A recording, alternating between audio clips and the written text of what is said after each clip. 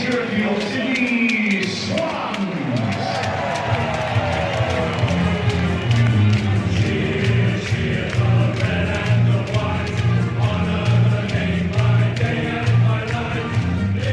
Welcome back to A Bevy of Bloods, a fan podcast of the Sydney Swans Football Club. So to all you loyal Swans out there, you just can't get enough of the red and the white. Fluff up your tail feathers and settle in for a potentially biased yarn about all things to do with our beloved Bloods.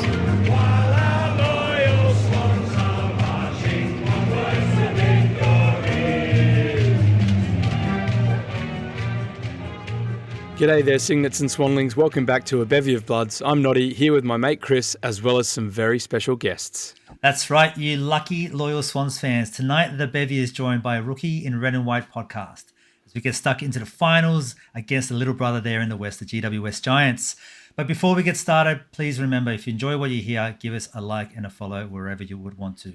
So let's kick things off by welcoming our guests for today, Stephen and Odette from Rookie in Red and White. Rookie in Red and White, Stephen and Odette, welcome. Thank you. Hello. Yeah, thank you for having us. How are we Not a doing problem. It is your second time on the Bevy, of course. We had a wonderful session where we just got to have a good chat just about the podcast. And for the listeners out there that haven't heard it, I'll throw it over to the Swans princess and her knight to talk it out. What do you guys do? What's the podcast all about? Yeah, absolutely. So the Rookie in Red and White is the name of the podcast, and basically I it's a little bit of an experiment that I had started running from the start of the year. Odette's never really had any familiarity with AFL before, let alone the Swans, and my thought process was, can I get her immersed, locked into the game, ultimately becoming a Swans fanatic just by talking through the matches each week and filling in the gaps and answering questions about the sport. And we're a season in now, having finished the home and away season for 2024. And yeah, I mean, frankly, I'm pretty jealous of Odette because she's had a pretty great sample of what the Swans can do. Yeah, it's been pretty interesting. I came in thinking, let's see what the Swans can do. Let's see if Stephen can actually persuade me to be a fan. And by the looks of it, they're doing a pretty good job at it. The Swans are working hard for your fandom, that's for sure. So Just it's for me. It's a good year to be a Swans fan almost every year, but this year's particularly good so far anyway. So yeah, very good timing. I think we have Odette to thank for some of this, maybe. That's Good luck, charm. The lucky charm. Yeah. Thank you. I'll take that. I'll just say some of my highlights this year have been in Odette's observations. Oh my where God. I thought the exact same thing. So absolutely loved it. Well, someone needs to say it out loud. And you know what? I've got the excuse of being a rookie. So That's it. I can be as honest as I want right now. Maybe next year, not as much. There is a bit of a formula to kind of being a bit too safe on some of the podcasts. And so coming in there like you are, pretty fresh and just genuinely saying what you observe without any background information or history is pretty fun. And I think we had a good chat about once the part about Rowie, and you kind of effectively just nailed Rowie's style and his influence the game from just your observations and only having watched, a dozen games to that point. It was awesome. Your man, Odette. My man, yes. The man. I've claimed him as my man. Yeah, well, there are some players who just play so well that they shine through regardless of what season it is. So he just seems to be that person. Yeah, Definitely. some really poignant thoughts about him, actually. It really caught me by surprise, because he isn't perhaps the most flashy player on the list, but she's that's probably the best observation I think she's had all year. Definitely nailed it. guy And deserves speaking of some credit. poignant, I took some serious solace in Stephen's statement a couple of episodes ago where we're trying to find sense in the port thrashing. And mate, I'll tell you what, I slept a lot easier after listening to that. I thought it was fantastic. So thank you very much for that, mate. Yeah, well, I don't want to put a moz on it, but since that statement came out, we haven't lost a game. So That's right. Yeah, that's right. We've got the lucky charm and the He's taken my status. That's right. Yeah, it's a battle. the win whisperer. No, I think great. it is still in its infancy, the show. So I think that's the main thing, is we're just trying to have fun with it. We make segments up. We're just trying to basically use the fact that Odette is that blank slate and see what resonates with her. You know, she sometimes makes really fascinating observations, like, you know, things that you often hear in sports media, but without the context, it's interesting to hear it from her. Like, you know, noticing Mason Cox, for example, and how big he is. And then she has other observations that like take me by surprise. Like, I recall she once sort of mentioned that Zorko appeared to be quite a charming character, and I was thinking to myself, dang, Zorko, a charming character, but Yeah. that's it. Yeah, He it's likes just- to tell me that a lot of my observations on the hottest player segment. He likes to really burst that bubble for me. Like, ooh, do you want to know the background information on this fella? I'm like, no, I don't, but I feel like I'm going to Leave it. receive it anyway. Well, you got a pretty, like Noddy said, a pretty fantastic year. So we are walking into finals, and so this podcast is all about talking about the upcoming final against GWS. This year has felt really long. Let's be honest. It's been ups and downs, a lot of ups, of course, but the last few weeks have just given everyone a lot of grey hairs. But I guess, Noddy, I might throw to you, mate. What your observations from the year generally? Like, what would you say if you were to look back on it from the very beginning, from round zero? Remember that concept, to where we are now? How has the year been for you? Yeah, no, and obviously we don't want to get too sentimental because it's all ahead of us. But we typically do like a big review podcast at the end of the year after wherever we've finished. But yeah, I think this is the kind of year where you do need to sort of take stock and acknowledge just how fantastic a year it's been in such an important year for the club, both South and Sydney, and yeah, I don't know. It's obviously, as you're saying, they're just amazing, like super high highs and probably the lowest low you could think of, like being beaten by 100 points in a year where you're playing so well for that milestone. And it's funny. It hasn't quite been.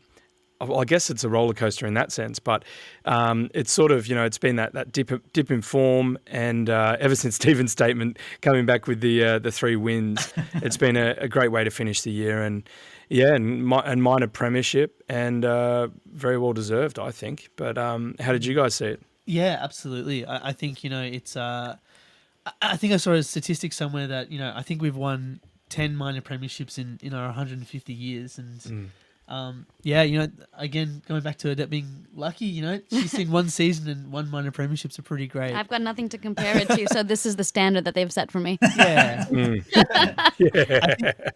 I've been sort of saying to Odette, and frankly anyone who sort of asked me about footy this year, I've come more to appreciate, particularly this year, that I feel like every week it's less about winning and more about not having lost your opportunity to win everything, right? So early on, the more wins that you're banking, you feel pretty safe about it. But end of the day, it's just a matter of still being in a good position and having that contention. And I think that's probably the great success of this year so far, is we've given ourselves the absolute best chance to have a big finals campaign, and a lot of really good memories that have come out of that, for sure. We're just going to get a step into the AAs. Of course, we've got 4 AAs this year. Yeah, the first time since 2016. Let's not talk about that anymore. Blakey, Warner, Heaney, and Errol. Now, you kind of forget how dominant we were when you see and no one else had 4 members in the club. Stephen, I guess, like, I forget how well every one of these players and how well they were gelling, because the last, say, 10 weeks have been such a change, I guess, in the momentum that goes. But still, got to celebrate those 4 guys in that AA. Yeah, absolutely. And I think, there was probably a case halfway through the year for perhaps even a few more of them, perhaps even getting just a squad mention. I think Grundy kind of had a little bit of a tail off back end of the year, and frankly, I feel like if maybe Papley hadn't lost his last month of footy and strung a few more games together, he might have even also got a bit of a nod too. So, I think there's a little bit of a recency that comes into it. We really think about the last 6 or 7 weeks, but frankly, the boys that did make the team, they have had massive seasons, and I think it's good.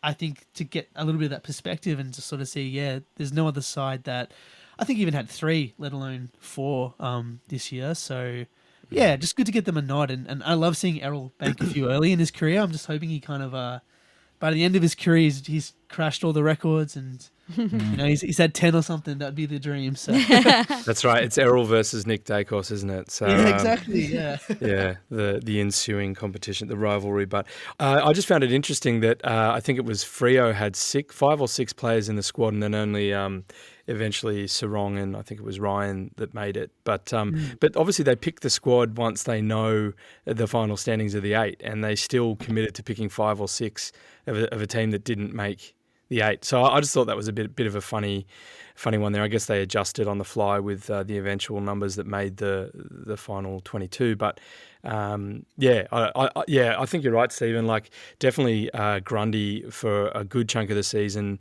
Papley as he came on in the season before his injury, and maybe even Odette, like Rowie probably.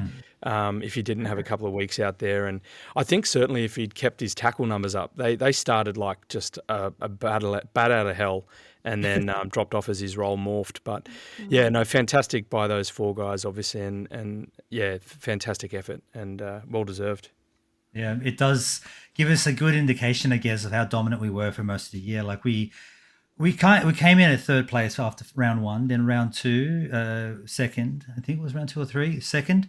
We hit 1st place in round 9, and we held on to it to the end of the year, despite all of the weird games and that unfortunate shellacking we copped over there in Adelaide. But a pretty successful year, and the AA kind of shows it as well. And let's not get into the Brownlow because that was anyway. But anyway, bloody, yeah, No, can I ask you guys? You probably covered it, but just to go back to it, because I'm that kind of person. The week off, Heaney, who was at Webster, like, yeah, I still kind of reel from that a little bit, but I don't know. Have you guys been a little bit more, better equipped to? Have you moved on more? I guess is the question.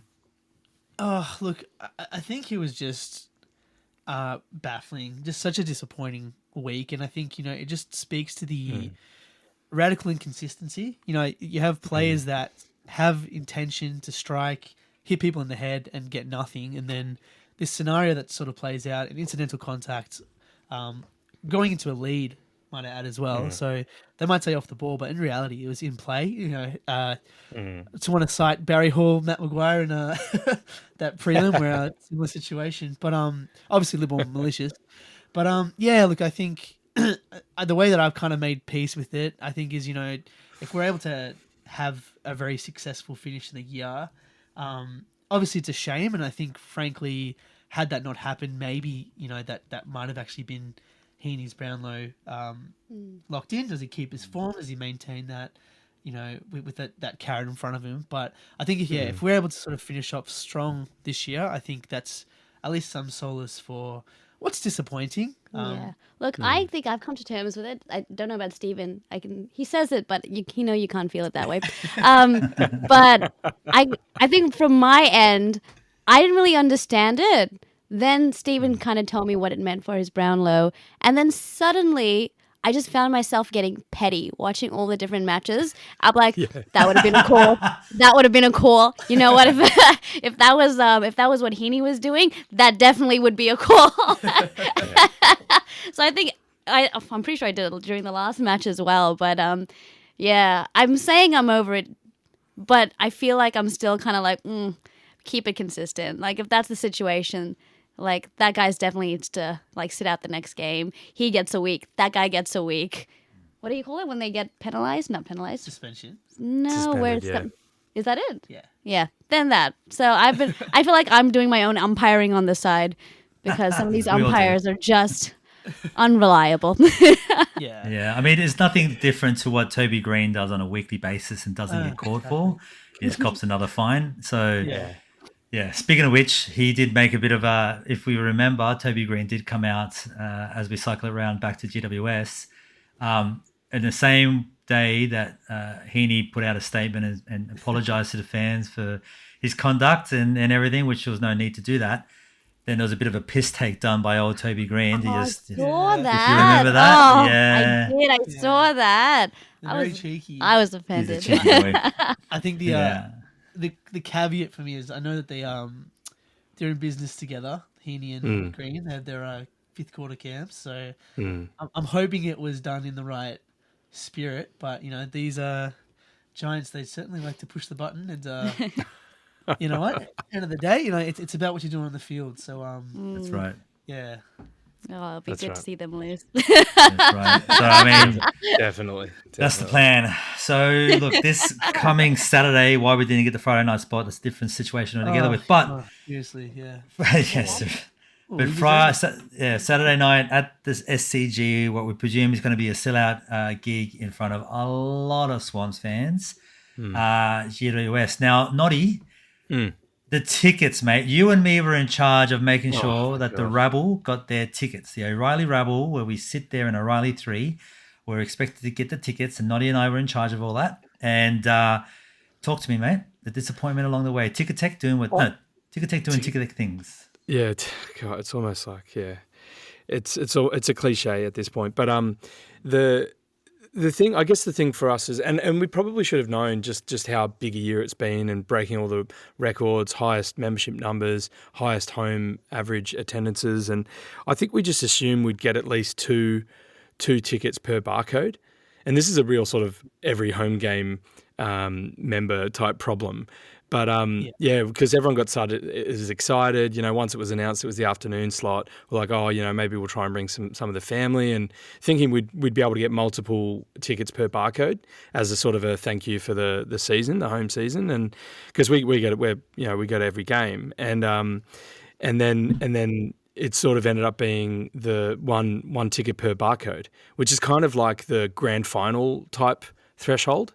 You've got to get in. It's like, it's just every man for himself sort of thing. And it was a bit disappointing, wasn't it, Chris? Because obviously, when we first learnt about it, everyone was like, yeah, I'll bring the kids. And everyone was like, I'm just bringing everyone. I think we had like 40 tickets or something wanting to be purchased. And then it was like one per barcode up to 10 at a time. And then that obviously meant we had to like divide the group in two. But we got there in the end, eventually, after Ticketek's ridiculous. Oh fuck! But we got there, but we're sitting in nowhere near our regular spots, so we're not all being able to sit next to each other. We can't afford tickets to go out to any kids apart from BZ's little one. So there was expected to be a couple of families rocking up. That was not possible. Like death taxes and Ticketek fucking up September is basically the way to go. So yeah. I mean, look,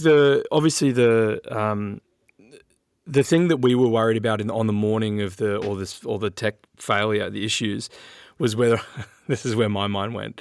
It was like the AFL conspiring against us. GWS a leg up. They're getting. Yeah. I bet like in our seats there's going to be a bunch of high vis wearing numpties, and I don't know. It's just sort of got a bit sensitive. But anyway, it's all good in the end. Hang on, high vis wearing numpties. That sums up the GWS supporters. Well, we support the growth of footy in our great state, but yes, we do. Yeah. Geez, I wish they'd been placed in Canberra. I'd feel a lot better about it.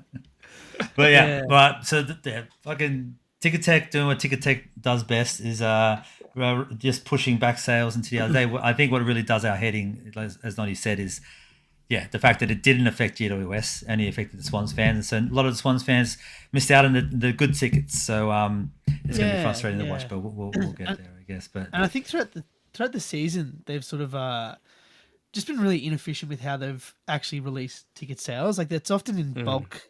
Like every game goes on sale at the same time, and so like just the system itself is just consistently like crashing, or the queues are humongous. Like I recall early in the season when those first games opened up, they all opened up at the same time, and it was basically just a nightmare to try to get into any game because you're competing against every other club, every other team. So it's just they do not, I think, put much consideration into the fans and as you sort of alluded to there, the way that fans probably want to engage with the game, which is with families, in the right seats, in the right positions. So unsurprised that they've dropped the bag again, but just a regular day. I think that's one of the advantages of just being Swans, or firstly just Swans fans generally, in like because the SCG has I guess less regular fans that go to it than tickets available kind of thing. Like, so there's always going to be tickets. And also just being members where we are and having dedicated seats. We know where we're going. We know our mate's going to be there. We know everyone around us, and it's nice. And just taking that away for a finals when you want the atmosphere to be at its best, especially at a home game, it just blows my mind how we can't functionally do that. So more of a pull your head in AFL/Ticketek than anything else. But anyway, at some point we need to stop complaining. But Noddy, I'll let you do one more. Chris, I did see, I think it was this afternoon, there were still tickets available in corporate suites. So if you're willing to pay $395 per person for, probably endless booze and a couple of sushi rolls, then that's good value. But that sounds like quite a day. Yeah, it's a bit of a piss take. But yeah, I mean, look, you consider anything, wouldn't you? But yeah, I don't know if I don't think it's the corporate tickets, but I think Stephen ended up getting himself a ticket to come down and watch the game. I have, yeah. Stop it. Yeah. Oh, get out! You coming? Yeah, I am. Yeah, I didn't think I'd be able to because of the. If it was on Friday night, it'd be a bit trickier for me to pull off. But because it's the Saturday afternoon, as much as I think we deserve the Friday night, but because it is the Saturday afternoon, it means I can get a flight up in the morning and a flight back at night. So. And I'm doing pick up and drop off. Awesome. Looks like you're going to pick up a pretty loose cannon when you get back. We've got your boy. We're looking after you. Oh, watch out. So you guys have to tell me. You have to tell me if the Don Bradman concourse is a good section or not, because that's where it's actually solid. It's probably the best in terms of facilities there. Yeah, it's awesome. Yeah, I'm pretty stoked. It'll be my first Swans home final. I've seen plenty of Swans finals in Melbourne, fortunately, but I've never been to a Swans home final at the SCG, so I'm pretty excited about it. Yeah. Awesome. Well, the good news is we're going to be hanging out with you all of the time. The bad news is it's literally on the opposite side of where we're sitting. We'll make it happen. We'll find a way. So you're back on a plane after the game, is that right? Yeah, so there was a flight that I think I'm just going to be able to catch in time. The one after is, I think, obviously the one they've set up for Melbourne fans, because there's an extra $300 to get that one. So I think we talk about Ticketek, but I think, the airlines are sort of doing the same deal. They what do you get, Jet they know when you're going and when you're going to come back. So I am going to be up there a little earlier, but it's going to be a mad dash getting back afterwards. I've left it pretty tight, but we'll sort you out beforehand. Not a problem at all. And look, if you do miss your plane, you can crash at ours. It's all. That's right. I appreciate that. Thanks, boys. Fight the dogs to my place. It's for the best. Yeah. And just can I just ask one more thing to Stephen and Odette? We touched on it. So we didn't get the Friday slot, and obviously I think you guys will be biased to Swans fans, but as Melburnians as well. Like, how did that sit with you? Obviously, I mean, I think it's a bit of a piss take, the Dogs and the Hawks getting the prime time, but was that the general reception from your side? To the media's credit, I think they have stunk up quite a bit of a fuss down in Melbourne too about it. I think the message that I've been hearing and I tend to agree with is I don't think the AFL can pretend to not have a bias towards Victorian clubs and fail to provide a reasoning behind why they would disadvantage the minor premiers, right? Because the reality is if we lose this game, God forbid, we're going to have a short turnaround and we're going to have to, suffer the consequences of that. I mean, we're already, stripped of a bit of an advantage because we're playing another Sydney side. I think, frankly, it should just be a given that, Swans get that Friday night slot, and the reality is down here people love footy. It doesn't matter who's playing that Friday night; they will watch the game. So it's a shame. It really is a shame, and I think there are other examples in the past of them doing similar things. I can recall, I mean, it was a while back now, but I remember Brisbane having to play their home final at the MCG. This is I think 2004 or something like that, but just these very blatant. We're in equal competition until we want to do something. And then, doesn't matter who it is. If you're not Victorian, good luck. So, well, even the Cats get pretty jilted each time they've got to go up the highway to play at the G. Although, Cardinia's it's a bit of a funny oval, but Yeah, no, oh, that's good to hear. Anyway, yeah, because you're right. A couple of the media pundits they did fire some rockets and stuff, but still, it's a little bit too little, too late. But yeah, Yeah.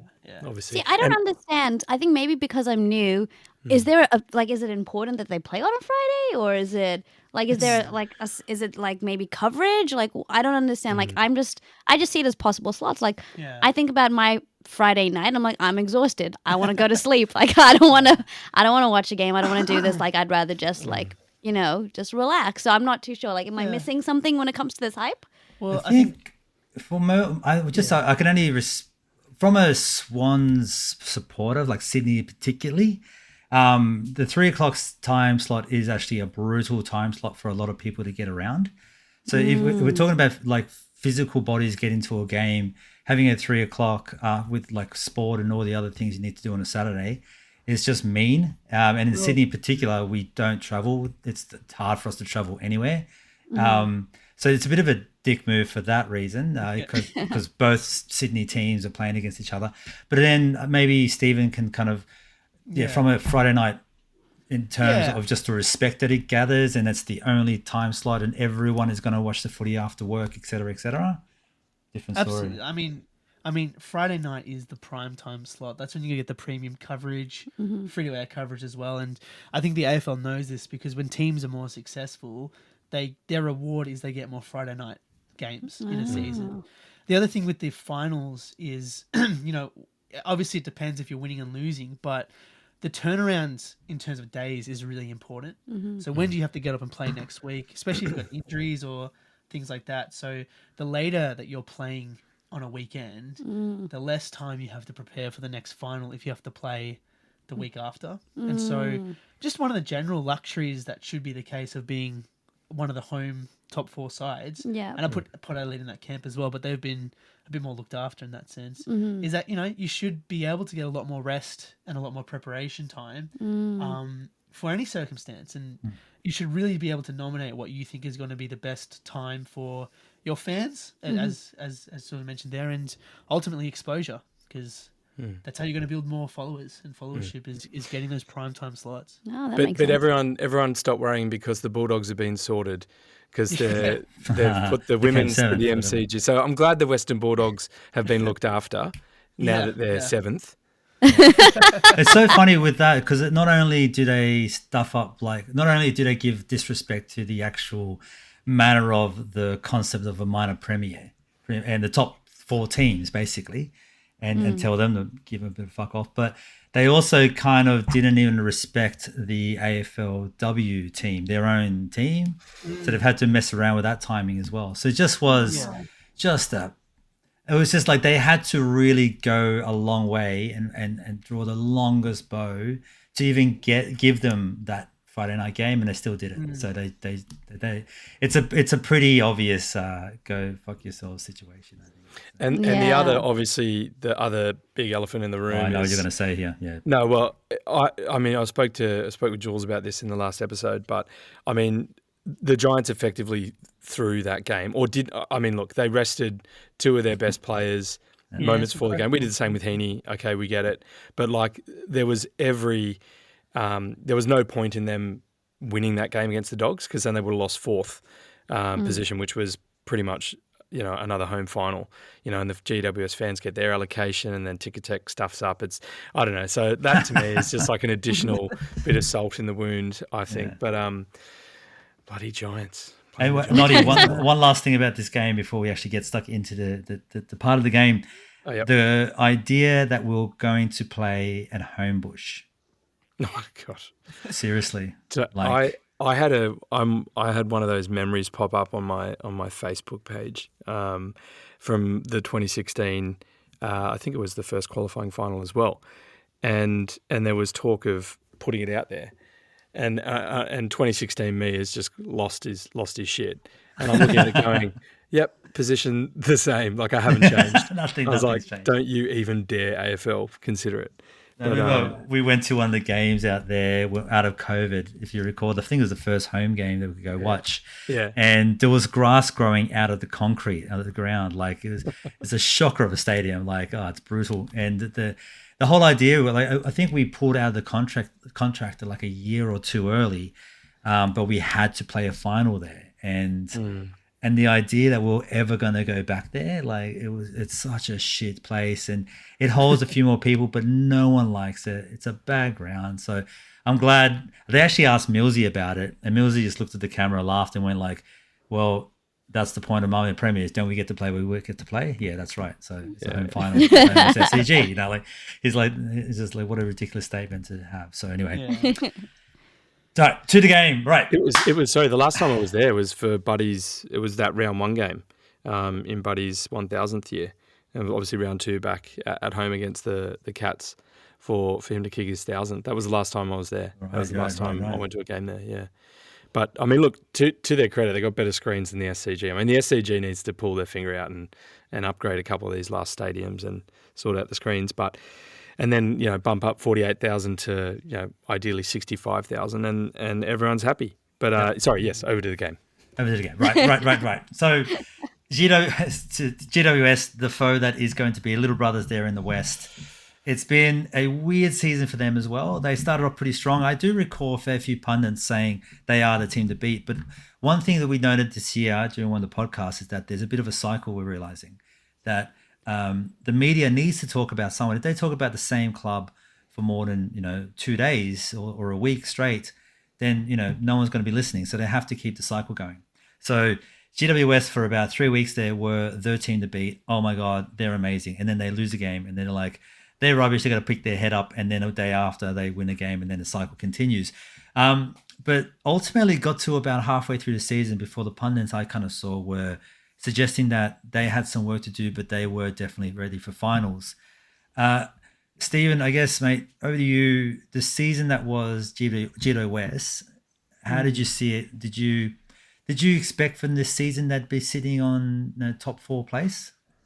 Yeah, it's an interesting one because I think, coming out of the 2023 finals, they had such a very impressive showing. Got to the preliminary final, and frankly, it was flip of the coin. They probably could have beaten the Pies. Yeah, robbed. And they started the season in fantastic form. For a while they were sitting on top of the ladder. In fact, I think it might have been until we knocked them off the first time, I'm not mistaken. They just had a really strange slump across that middle point. Perhaps a bit indicative of how they've played the last few seasons. They come home pretty hard and pretty strong, and so leaves us in a position where I feel like it's hard to get a read on how they're going. I remember listening to SEN a few weeks back, and Daniel Hoyne, who's from Champion Data, does like the analysis every week, and he was sort of saying that a lot of the success they've been having recently has also been based on the poor kicking from the opposition, which is not an easy thing to firstly control for or predict as well. So they're a real mixed bag, I feel like. They've had a really good form in the back end of the season. How much of that is them? How much of that's the opposition? It's hard to say. But yeah, they've always been like that with us, is, no matter where they sort of sit and how they're going, you always just get this feeling that, on the right day, the right circumstances, they might, just give us a bit of a scare and a bit of a checkup, and finals history points to that as well. So, admittedly, I'm actually a little bit nervous going into this one because while we have had the wood on them throughout the season, the Giants just have a tendency to be thorn on the side, annoying. Right, so it's I was very frustrated to see that they were finishing 4th. As you sort of said before, Noddy, that's what seemed to be like maybe something they nudged themselves towards as well. Because for a minute there, we were going to play the Cats, and I was feeling a lot more confident about that as a round 1 clash for sure. Yeah, me too. Look, I think obviously the stat that jumped out straight away is we're 0-3 in finals against Giants.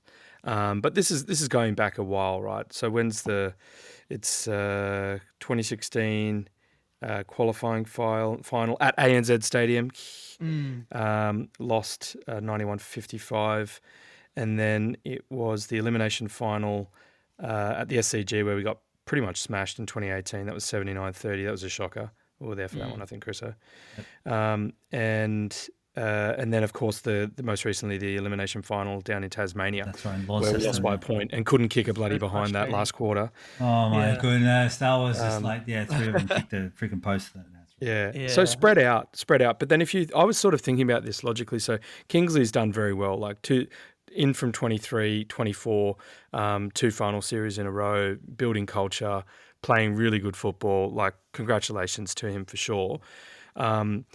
They had that first win of 2023 against us where they beat us by a point.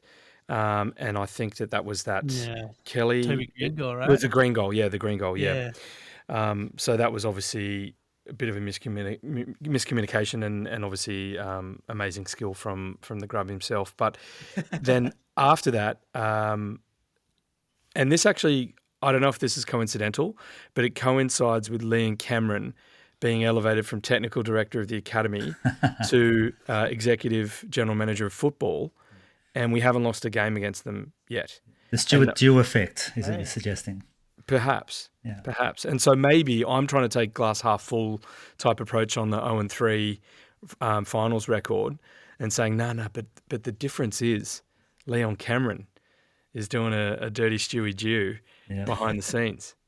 Yeah, given some of the details of the old structure, tactics, and some of the inside player information, there's something to be said about it, Noddy, because it's been pretty tidy a little bit since then. So I'm hopeful. I'm hopeful because, like Stephen, I'm nervous. Like this is going to be a very tough game. I was going through. I don't know why I did it to myself, and you can find things for and against in every number you find. But it was just a pretty simple search. I was looking at the teams, the league ranks in all these like major stat categories like disposals, disposal efficiency, contested possessions, uncontested possessions, turnovers, clearances, marks inside 50, tackles inside 50, intercepts, 1%ers, right? So we're not even looking at all the fancy Fox footy stuff where the differentials come into it and Hoyne, as you aptly mentioned. But GWS beat us in all of those facets that I just listed out, except for the 1%ers. Yeah, one of 11 markers there, mate. Yeah, and look, some of them are pretty close. Like clearances, 12th, we're 12th, they're 10th. I think disposal efficiency, the difference is like 1%. So they're 6th on 73%, we're 13th on 72. And as Stephen's already said, your efficiency is better if the other team is inefficient and, there's pressure and clangers and all that stuff comes into it. But if you just look at these pure like league rankings and all these general stat lines, they're beating us in everything. So yeah, look, I'm very nervous, but Leon Cameron. Effect. Leon Cameron. Yeah. The one stat that we are number 1 ranked in this season is wins. So that's right. Mic drop. Podcast over. All right, thanks everyone. But I guess you're only as good as your last win. So especially more so in September. Yeah. All right. Odette, I actually had a question for you here, given that you are the rookie in red and white, the Swans princess. Like, I was hoping you didn't, because when I heard all the stats, I'm like, oh no. Well, no, this is more from maybe a more casual fan observation. The little rivalry that we have between GWS and Sydney, the Swans. Is this the bridge battle or whatever it's called? Yeah, the battle of the fridge, we call it. But do you feel that there is a genuine rivalry between the Giants and the Swans? Oh, okay. Honestly, no. We've played the Swans have played GWS twice that I've seen, but there's been so many teams that I've had to watch, so many rivalries that have been announced for I don't know. I think it's more of a territory thing. So I haven't really been able to sense the tension between GWS and the Swans. I think the only time I noticed anything was when GWS was above the Swans on the ladder, and I was just a bit nervous towards how they would verse each other, and that was more of the tension that I was feeling. So I didn't really pick up on the rivalry. To be honest, I didn't even know GWS was a New South Wales team. Oh, right, yeah. Yeah. When I'm My new, apologies. No, when I'm Stephen. new, Oh, I'm very Stephen, I'm very new. That's job well done, mate. There is only one New South Wales team. Yeah. That's right. Yeah, Stephen's winning. Canberra Yeah. Giants. Well, I think even Noddy and I have spoken about this in some of the other podcasts. I'm pretty sure we kind of have a suspicion, just in the way that GWS goes about the game against Sydney, that I swear some of their KPIs are driven around making sure they beat the older brother, and it just feels like that. They seem to have they sometimes just come out a little bit hotter, a little bit warmer, a little bit sharper than we do sometimes, and it just gives me this heebie-jeebies that they just love reveling and just ruining a day. So yeah, I don't know if that's the sense that everyone else gets, but that's what kind of got me a bit concerned. And they've got the players to do it, and it's just the style of play that they have, right? So, those two big boys, Green, Toby, Hogan just running around like an absolute match hook and just taking big marks and just running his leg off. Like, they've got a style of play. And then you look at Kingsley's arms and you're like, this absolute beast that he is. And you kind of get a sense of like, there's something to the way that they structure their club. There is a sense of like an identity there. And I do feel it's a little bit of that little brother underdog kind of story. I don't know how anyone feels. Shit stirrer. Yeah, stir energy. I feel like just always there's a player who's like most of the season's barely getting a touch or anything, but when they play us, all of a sudden he's, Gary Ablett reincarnate. Like he'll come out. I know in the past Lloyd has been one of those, and Brent Daniels. I know he's getting a lot of credit now, but throughout his career, he's always just managed to play his best games against us. So it's there's just these frustrating players that pop up and all of a sudden they're guns, and as you sort of said, I feel like for a long time, and it's something I always used to say with my dad, is like it feels like they've almost recruited their team specifically just to beat us. Like it's always just how do we match up against the Swans and knock them off. So I think as you said, Noddy, we've been pretty good against them since Liam Cameron's shift across, and frankly, like I do feel like we're a much better quality side, but these bastards, they always just have a way to be that thorn on our side. So I think they're much more dangerous inside their own forward 50 in terms of like contested marks. I mean, Hogan has had an absolutely stellar year, obviously well deserved Coleman winner, and I think that's one we just let go. They got him for nothing.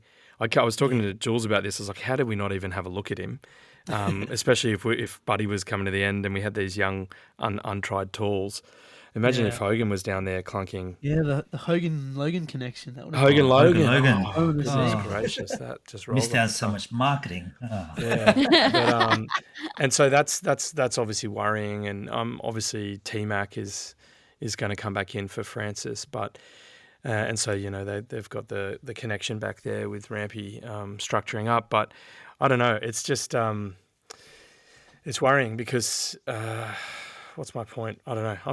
I'm legitimately nervous about this game. I mean, I think I'm always a bit of a nervous Nelly in September, of which we're consistently there, right, as a club. It was 29 years. We've been there 24 times. So, I mean, as a Sydney-sider who's always followed the Swans but played rugby, you can sort of watch the rugby in the middle of the year and know that the Swans are always going to be there once the rugby finishes. And I know that's kind of a lot of how people do engage with the Swans, or have in the past, but not so much anymore. But just on Chriso, my thoughts are flying around that your comment about Kingsley's arms. I had a work colleague who is a Parramatta Eels fan go, "Oh, I watched the game. What's with the Giants? Why are they so much bigger than the Swans?" And I was like, "Are they?" I was like, "Oh, maybe Kingsley's like."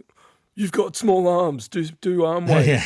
Horse is telling everyone get a bigger head, but Kingsley's got get bigger arms. Yeah. It wouldn't surprise me. Like maybe he just has nailed down the arm routine, and he's just like passed that information down to the club. And that Brett Daniels' success has just been from just like getting man arms on the body of a baby. Like he's just killing it, right? So, I don't know how it's working out. All right, Noddy, quick one for you, mate. As we get into the game, people. Who are you most worried about at the Giants as a player? So we've obviously called out Hogan. The other AA player for the Giants was Whitfield. But, I mean, obviously Toby Green is a big-time player. He turns up when he needs to, and so he's always dangerous, even though he hasn't had his biggest year. Tom Green's fantastic in the middle. They've got star-studded, very experienced midfield unit: Canelio, Ward, Kelly. I don't know. I think they're dangerous on every line, and obviously if Daniels and Bedford come back in, they've Lockie Ash and Riccardi are on the injured list. I think they might come back in for potentially Keith and Haynes. But, I don't know. I think some of their role players might miss out, McMullen and Thomas. But, I mean, they're stacked. They're playing well, and they've got a really good back seven who are all really tall but really mobile. Taylor as well. Talk about shit stirrer. He's obviously been through a fair bit himself on the injury front this year. But I don't know. Yeah. How about Stephen and Odette? Who from the Giants are you most concerned about? Yeah, well, the one that gives me a little worry is Daniels. I think historically he's played really well against us, and he's had a really great season. I know he got rested in the last game, but I'd assume he comes rolling straight back in. I think he's going to give us a little bit of worry. I think the other one too is actually, I think the ruck battle is going to become really important. I think Grundy, I'm really hoping coming off that rest, he finds a little bit of that form he had earlier in the season. Because my worry is, if they're getting first purchase through Briggs or even Keith, that midfield is strong, and I think that point of difference is maybe going to be the involvement of the ruck. So I want to really see Grundy be that contested ball winner that he can be, and just almost become that fourth on baller around the contests. So I'm really hoping that week off has just helped him recharge and reset, because I think at his best he's definitely the stronger ruck out there, but it's a matter of actually having his best be seen. So I'd say Daniels and the ruck. I think those are the two concerns that jump straight out to me.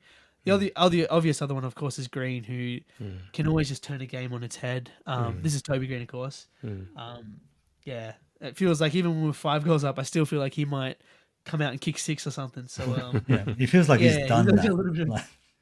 Yes, he has. He's got a body of record that is proven multiple times, and against us, and you need to go back to 2023 of just him being able to turn a game on his head within a few minutes. He has that ability.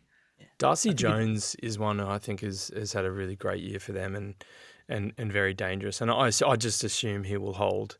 But there is a bit of a positional squeeze for them going on as well. But look, I don't know. I think and the other thing is about height. Like we had been saying on our potty for the past 3 weeks that, or at least 2 weeks, that we think that Grundy could have had an extra week off on top of the forced week off, but obviously playing through as a bit of a vote of confidence, maybe play through back into form. But same here. I'm hoping that this week off has given him an opportunity to refresh and just chomping at the bit. Yeah, he's such a competitor, and you take it for granted about how much he wants to be out there, because he's such a chill, weird, unique character. Like, and you kind of see him in his little nerdy glasses and wearing a scarf and a beret for whatever reason. And you kind of go, oh yeah, he's just a chill dude, but he's actually such a competitor. And so like giving him a bit of a rest, I guess having him chomping at the bit when he's going to have to come up and battle against like 1.5 rucks against him who are just going to try to body him. It's going to be pretty unique, I think. And I'm actually surprised no one's mentioned Kelly at this point. I think we've spoken about the danger players like Whitfield, we've spoken about Toby Green, and then you got Kelly, who as well it can play that kind of Warner style role, the original Warner in aspects. A hard runner, can score from outside 50, collect plenty of the ball when he needs to, or just make an impactful kick when he has to as well, collect his own ball. Yeah, they've just got, at every line, as Noddy was saying, their back line is solid, like a very good back line. How is freaking Buckley just rocking up and just deciding that he's just going to start just dominating himself, like being like practically the best backman going around and probably more dangerous guys out there. So everywhere on this ground. There you go. Correct me if I'm wrong. Was it the first game I think they played where there was, oh gosh, what's his name? The Callum Brown? Yeah. Did I pick Callum the right Brown. person? Yeah. Yeah. Wasn't that the game where they really injured a Swans player? Yeah, he did that dirty bump off the ball. This was Yeah. early in the season. Yeah, so I'm yeah. just curious, like, would this be one of those games where the Swans would have to be careful regarding injuries? Oh, you reckon he's going to go for another? I don't know if it's going to happen or not, but they are quite, like, yes, we can say that they're quite sizable, but, like, would they use that to their advantage or accidentally, quotations, Yeah. use that to their advantage to injure some of the Swans players, so inhibiting their future performance? It's a good question, Odette, because it's Good pretty. call. Good call. Yeah. I totally forgot about that one. Yeah. You kind of remember, like, Noddy, the season, as the season's gone on, as kind of predicted, the MRO is just making up things as they go. And week on week, you do not have a clue of how they're going to administer suspensions. But That was Tommy McCartan, wasn't it? it was Tommy McCartan. But Callum Brown. remember, Yeah. remember I that think it was. they swing the suspension acts so quickly these days that I don't know if you remember some years ago, it was Unless Giants. you're Bedford. Unless you're Bedford and you get off. But anyway. Oh yeah. Anyway. If there was Giants versus Bulldogs in those dirty matches they had there for a couple of seasons, and they just get into it, and the whistle's just blown. Like no one gives a suspension out because that's just footy because both teams want to play it.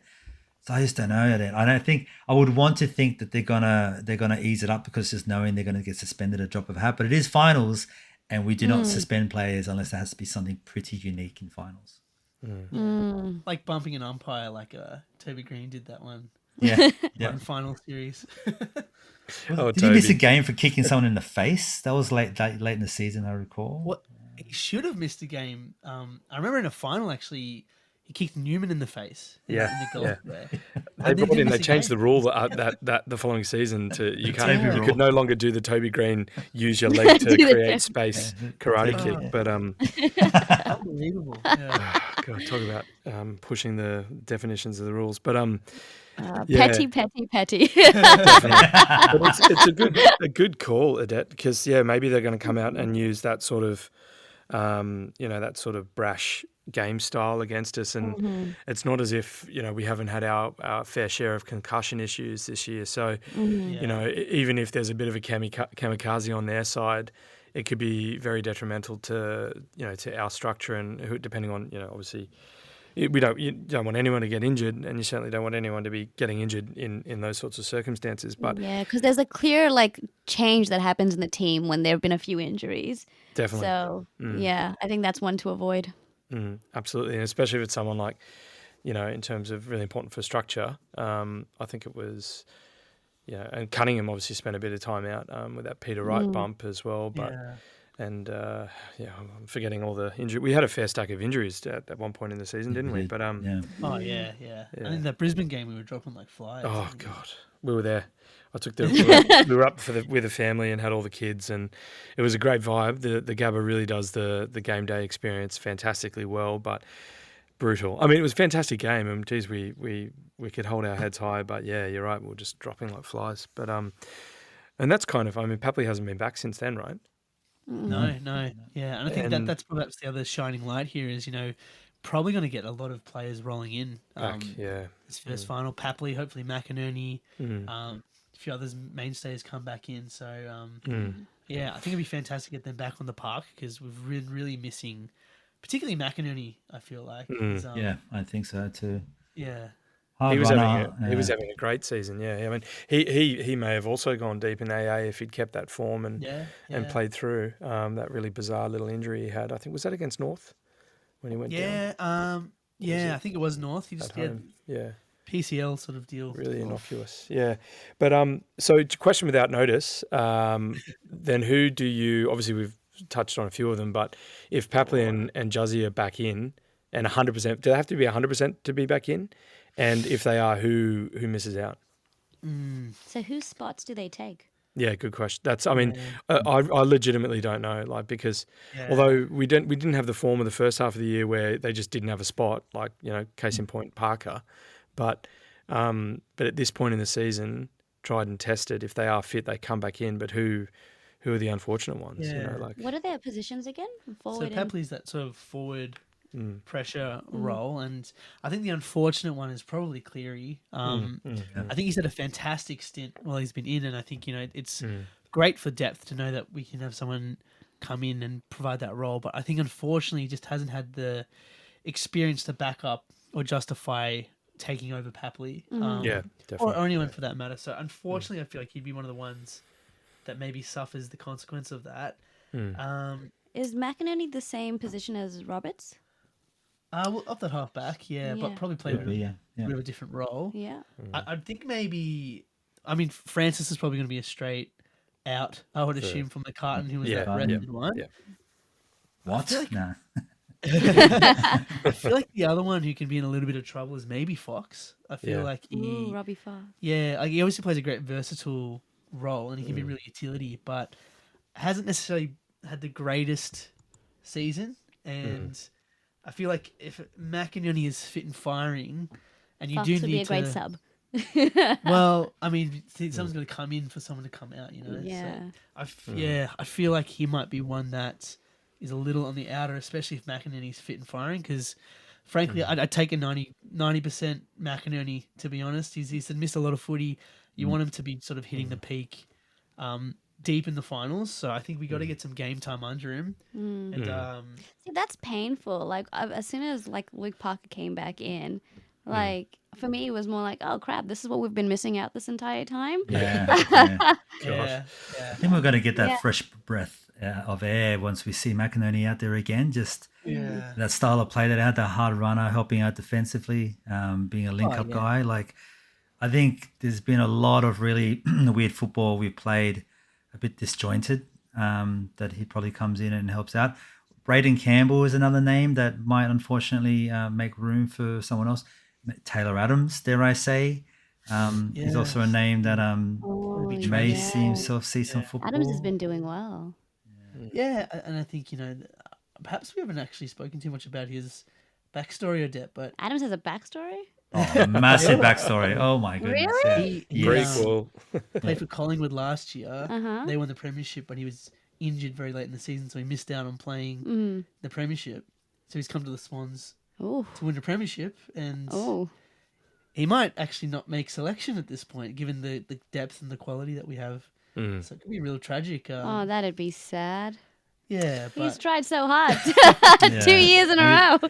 And he's playing his role, so it's a bit of a tough one. But I mean, I do kind of feel with one thing about Horse and his selection, when he likes a player, he'll stick them through and see them play themselves into form, knowing that they have a track record that they'll kind of follow. Like Robbie Fox is one of those players. He'll trust Robbie Fox to play a Robbie Fox role.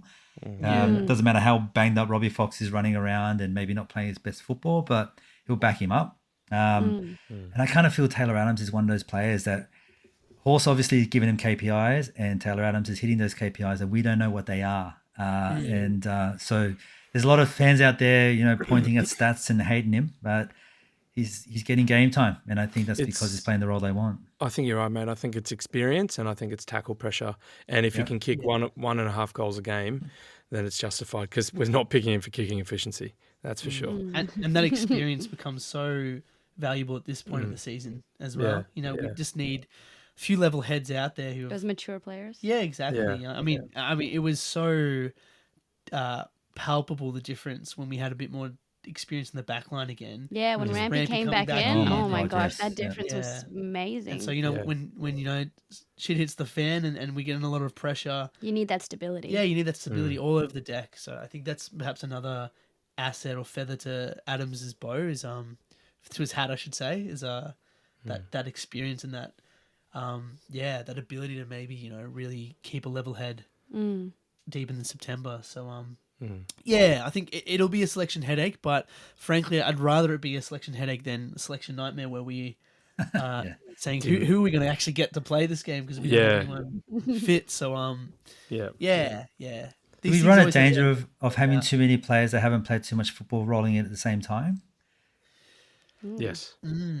Like, I think personally that's maybe a bit of the luxury of having that second final. Like obviously we want to win, jump straight to the prelim. But maybe it means that, you get a few of these cobwebs out of some of these players, and ultimately, the second final we play, no matter where that is, that's going to be so much more important to have full firing squad. So I would almost be thinking, well, our Rezzies aren't playing anymore. That season's over. Is it maybe a bit more conducive to the September campaign to get some game time into McInerney, Papley, and the likes, as opposed to maybe trying to slowly roll them in, and maybe they're underdone playing in a semi or a prelim instead. So, given we have the luxury of that second chance and what that offers, I feel like it's a great opportunity for us to try and get the best list out there and get everyone firing again. So late September, we are just humming in terms of all those key indicators. And I think it was the photos from the training session today where both Papley and McInerney were obviously snapped. Everyone's looking very happy, and those guys are wearing the red shirt as opposed to the blue B shirt. So yeah, all indications are that they'll probably be picked, and it will be a mix of those players we've spoken about that come out.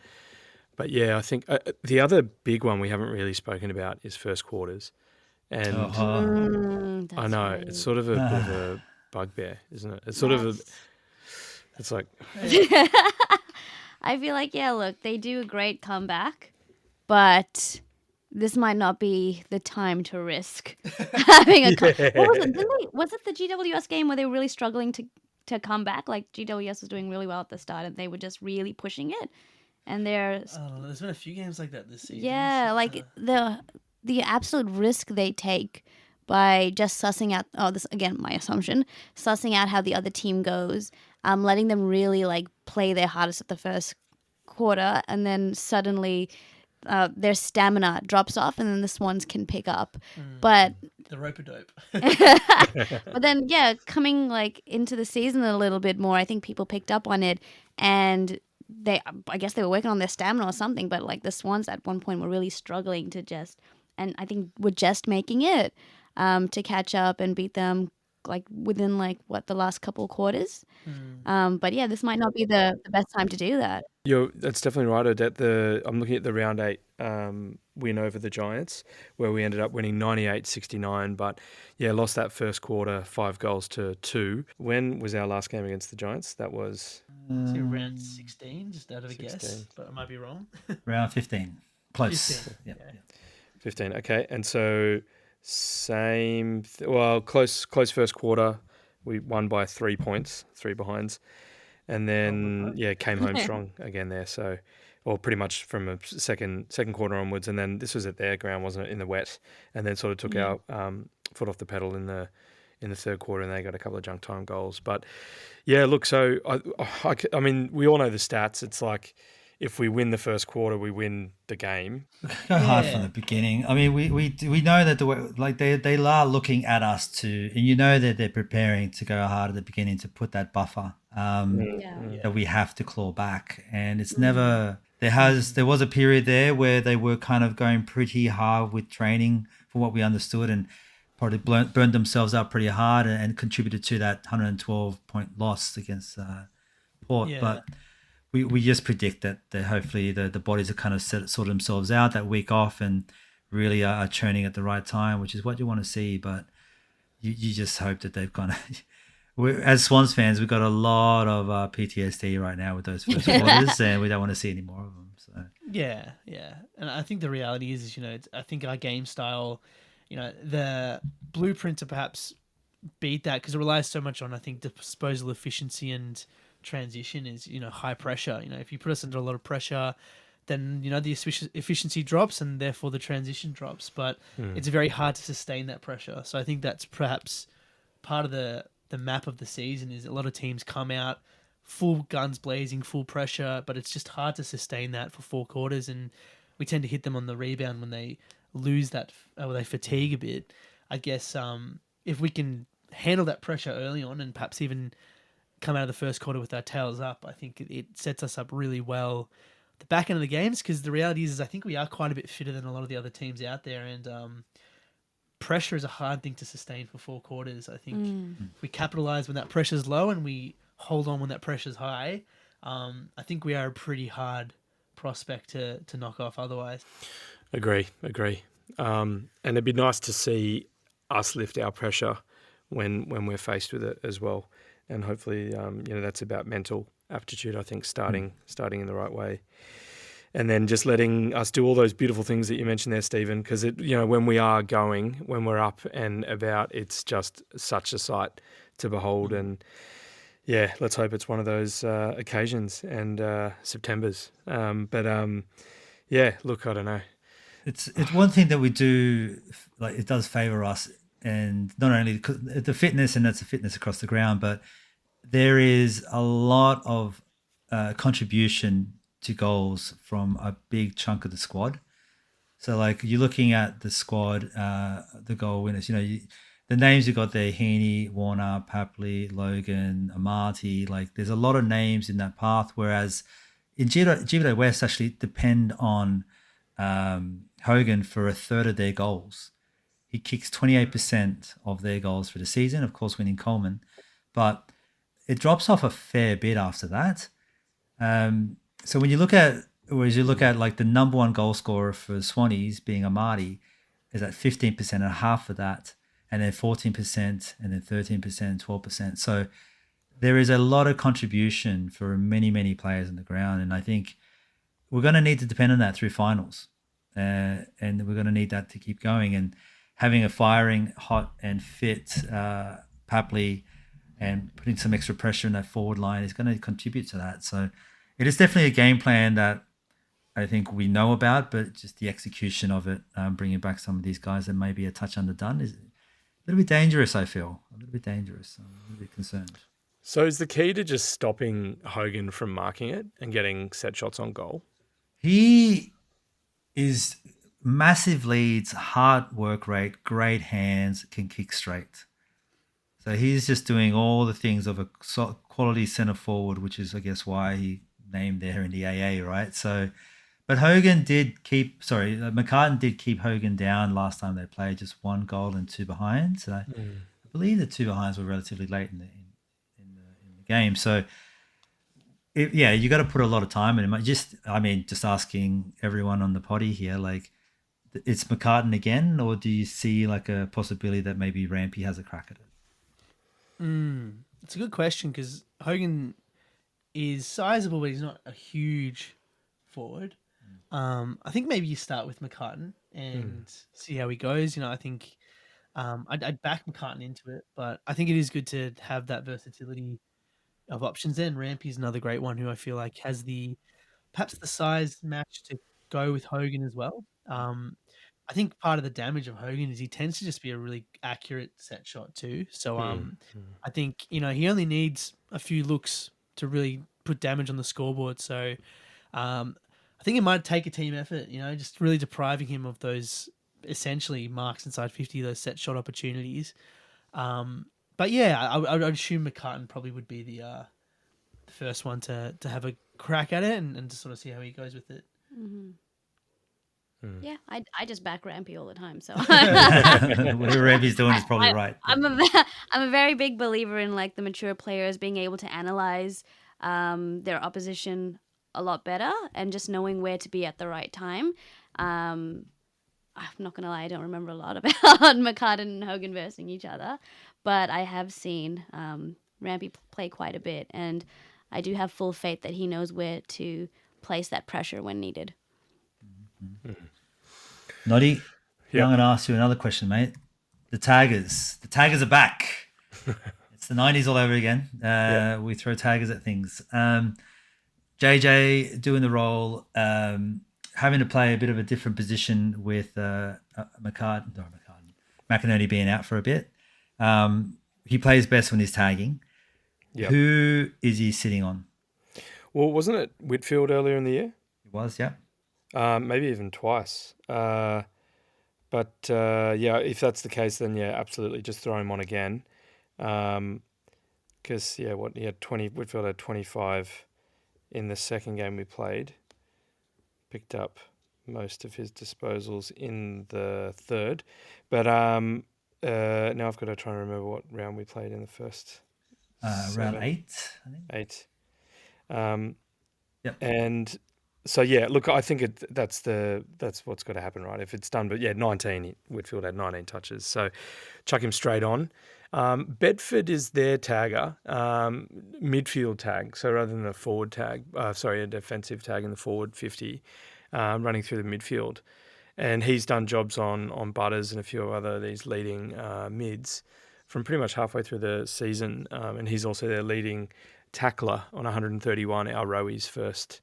Our man Rowie on. Our man. Oh, I love sharing. Our man Rowie. He's on 160. So I don't know who he goes on though. Maybe he goes to Goulden, because Goulden's had a few tags in recent memory and has been nullified. Have you guys got a thought on that? I think Goulden probably is the option. I think the side bottom in particular, I think, showed the blueprint of really shutting down Errol, and I think sometimes under a bit of pressure, sometimes Errol can really. I mean, in that game, to be fair, he did stand up and kick the winner, but I think sometimes that pressure can, especially younger player, get to him a bit. So, and reality is, I think he's a very dangerous player, Goulden. So, we're talking about disposal efficiency, execution. Who's going to deliver it to the forwards coming inside of 50? It's probably going to be Errol. So that would be where I would be marking my tagging role if I were the Giants. But yeah, we do have a lot of jets, a lot of guns in there that perhaps could also warrant being closed down, which is a great luxury. And maybe it's more of a reactive thing. I think he played on Chatty in the last game we had and did a decent job at him before Chad just went up forward and then kicked a couple of goals. And then just kind of showed that Bedford just couldn't go with him the way that he necessarily wanted to around the ground. And so as to Noddy's point, it just seems like he's just kind of going to have to be stuck on someone who's not necessarily running up forward. He's not a big fella, right? So he's not going to be able to get up in the air and like stop the ball at that size, as opposed to JJ, who's got a decent height about him. So maybe Errol was the only way to go. And this is just a factor of Errol's game. Like the man's going to be tagged a lot of times in his career, and you just know he seems like the kind of character, Noddy, that he's just a man who likes to be prepared all the time, and you know he's kind of gearing up to getting a bit of attention from a tagger now.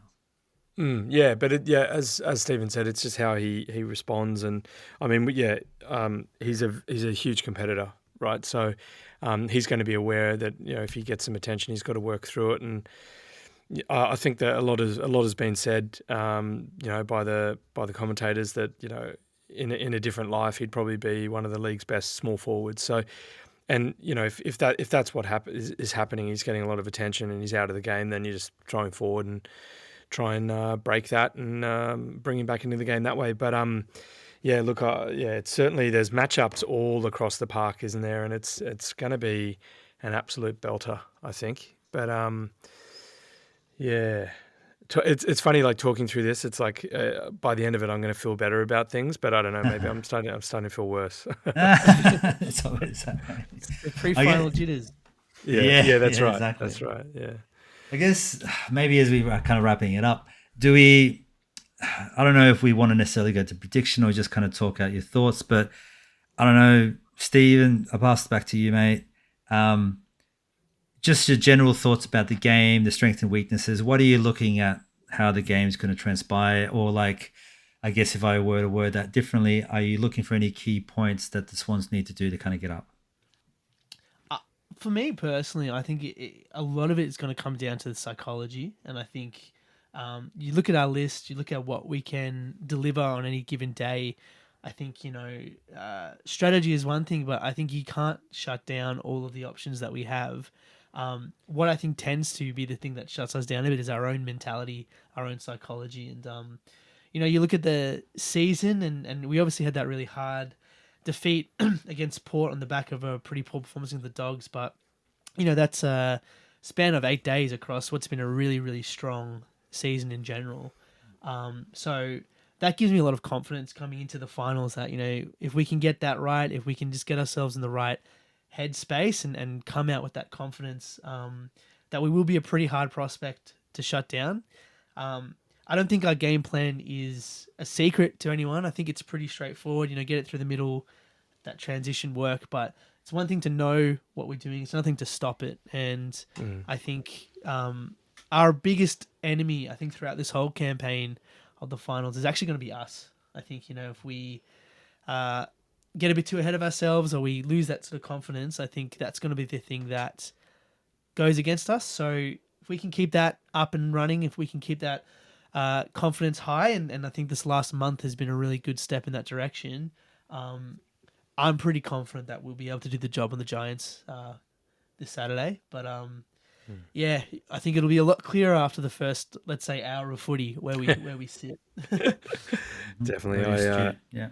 I just think we use the pain of 2016 to spur. I mean, I know we've had a bit of pain between then, but I just the top 8 of that year and how it's played out. So we played the Giants in that first qualifying final at Homebush, and then they beat us, and then we went on to beat the Crows, and then we beat the Cats in the prelim, and then obviously were robbed in the grand final by the AFL, giving the flag to the Bulldogs. But it's eerily similar.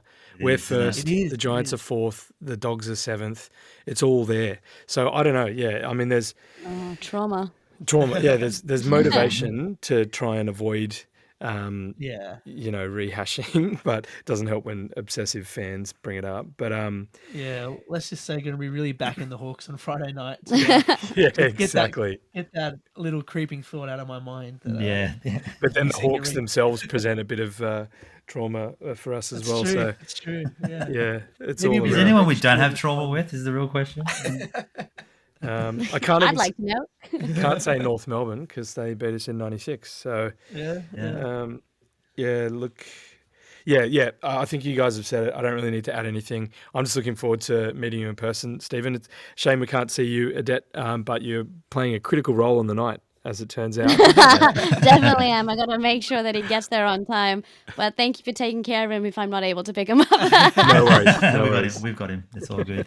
Odette, last one over to you. I guess your observations of what you want to see out of the game. Stephen gave a pretty astute one about the mental stableness of how the team is structured on the day, and Noddy's referring to a bit of history there. What do you have to say for yourself? What are you looking forward to? Your first final. Oh gosh, my first final. Honestly, I just want to see them go out there and just give it their best shot. And I know it sounds very like, everyone's got to do well, but genuinely, I feel like at the end of the day, like you can only play your best, and I'd really like to see that on the field. And I think, at the end of the day, if the Giants, and if it is a close game with the Giants, it's just going to be very entertaining football. So, yeah, I think from my point of view, just to keep engaged, to make sure that, I'm going to be engaged, but to keep engaged, I think entertaining football is just, what I plan on seeing. Football's the winner. That's really interesting because when we play entertaining football, we play our best football, which is also a detriment. This is also sometimes. very true. Yeah. So I'm a little bit more, I'm going to go with I want to see us win some contests early, which is something we've not necessarily been doing lately. Winning ground balls a bit more frequently than we have done out of the clearance in the first quarter in particular. That's pressure. For me is what I want to see. Yeah, and that's built around a bit of pressure. Yeah. And but then to Odette's point perfectly, like if we are playing fun, interesting football, we are probably in a good headspace. The boys are connecting, and then everything's kind of flying through. So yes. I just realized I want to add a point. I want to see Robottom do a lot of tackles. Awesome. We all want to see that. Yeah. Off leash, smashing blokes. Yeah, Exactly. folding guys like chairs. That's right. Yes. But our best footy, our best is the best in the league for sure. And so with all these things, if we bring it all together, it should be very positive. And certainly, it's a tantalising thought. If we bring our best footy. So fingers crossed. Fingers crossed. Well, I have to thank Stephen and Odette for joining us today. Me and Noddy, we appreciate you. Thank you very much. It's been awesome chatting. Awesome chatting and meeting. Sorry, I cut you off there. Oh no, I was just saying, absolute privilege and honor to be on this show. Like it's amazing. Stephen cannot stop speaking about you guys, and just to be a part of it after my first season, it's genuinely like we feel very blessed being here. Yeah, yeah. So if anyone wants to know the blueprint on how to get on the show, you just got to make a podcast. Make sure our partner will do it with you, and you find your way on there eventually. So Exactly. no, it's been very Crawl fun, your way guys, in. So thank you for that. And, The other half of that sentence is you have to have a podcast and you have to have game, which you guys have in spades. So, no, it's been awesome jumping on, and obviously not the first time, second time, but yeah, looking forward to meeting you in person, and hopefully we can do this again this year or sometime next year. Just a question without notice: is the plan to keep rolling on with the same format? Odette will no longer be a rookie next year. That's true. We'll probably have to change the name. Expert Expert in red and white. That won't fire off anyone at all. No. Yeah, it takes a bit of thought. I think what you do with the sequel and stuff, and how do we maybe look at that? So I think we'll sit down. We sound like a bit of a coach now, but we'll sit down. That's right. Yeah. 1 week at a see time. where things are at, and I think what story finishes in this season will probably have a lot to do with what happens next. And look, we're very hopeful. I know that we're very hopeful to do another season of the Rookie in Red and White next year. Yeah. What I do know is it's been a lot of fun, and it continues to be a lot of fun. So, I think in some capacity, I'm sure that we'll still be around and having that fun. So and probably have a little bit more structure when it comes to it as well. Well, we look forward to future collaboration in whatever shape that takes. But absolutely. Legends, absolute legends. Thank you so much. Well, that does bring us to the end of the episode. So everyone out there, thanks so much for listening in, and make sure to go follow Rookie in Red and White on Spotify, the Apple Podcast, and anywhere that you would. If you made it this far, we've done something good. So go out there, give us a like, give us a follow, do the same with Rookie in Red and White, and that'd be awesome. Thank you. I guess otherwise keep an eye out for more content as we release this episode, and then on game day itself, we'll be doing a few videos, no doubt, a couple of pre-gamers with Stephen. And we look forward to joining us next time. But until then, up the Bloods. Up the Bloods. And Come you Swannies! Come Swannies! Up the Bloods.